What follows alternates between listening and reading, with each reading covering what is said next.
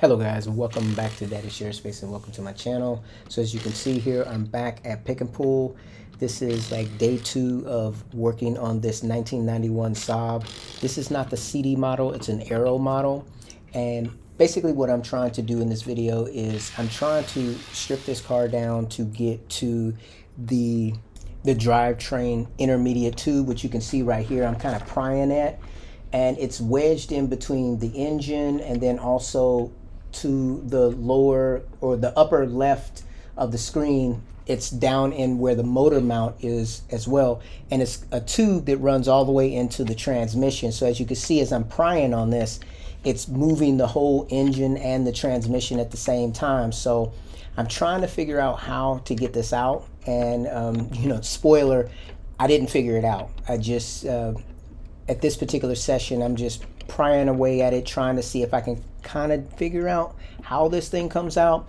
It looks like to me that you actually have to pull the engine to get this part out, because it has pins on the mount that lock it into the engine along with bolts, and then there's a foot that goes down into the motor mount. So where you see me putting the pry bar here, I'm trying to see if there's any kind of way to lift it up and leverage it out.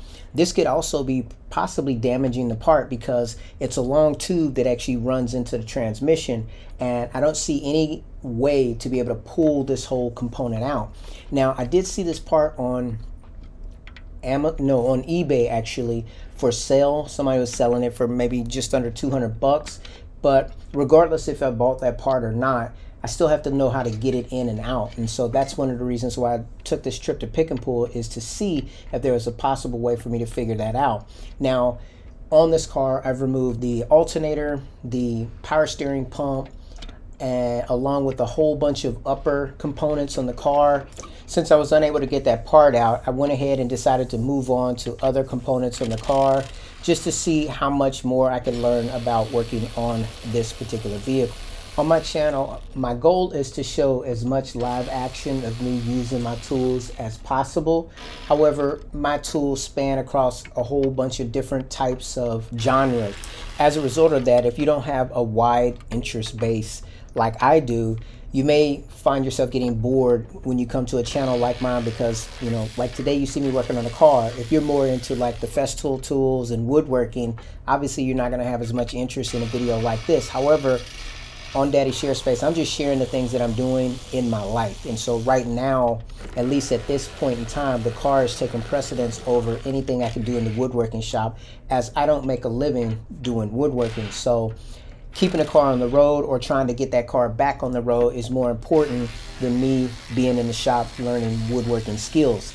That being said, that doesn't make woodworking any less important to me, as I have invested a large sum of money into my woodworking shop. Since I was unable to remove the part that I came to Pick and Pull to remove, I turned my attention to taking other components off of the car so that I can get more familiarity with how this car is put together and expand my knowledge on how to repair it. One of the things that I've come to learn is I have I think it's a Haynes repair manual for this car. And even though it has been very helpful at doing a lot of things, it really focuses more on maintenance as opposed to major auto repair. And as a result, without hands-on training, without there being YouTube videos online or somebody that has had the experience of removing these parts sharing that data, it's kind of like a hit and miss or trial and error. You have to just kind of jump in the pool with both feet and try to hope that you can swim.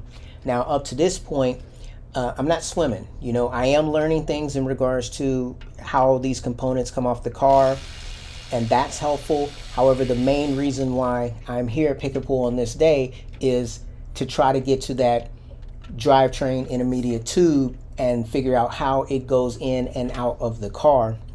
And as I mentioned earlier in the video, it is looking more and more as though the whole engine and transmission has to be removed in order for me to get access to that part. Now, I did talk to the people at Pick and Pull, and they told me that I can use one of those their engine pullers.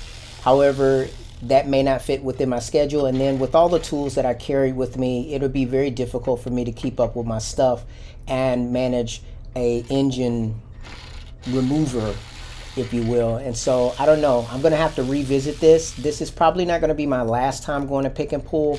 That being said, nothing beats a failure but a try. Anyways, guys, thanks for taking time to watch the video. I'll see you in my next one.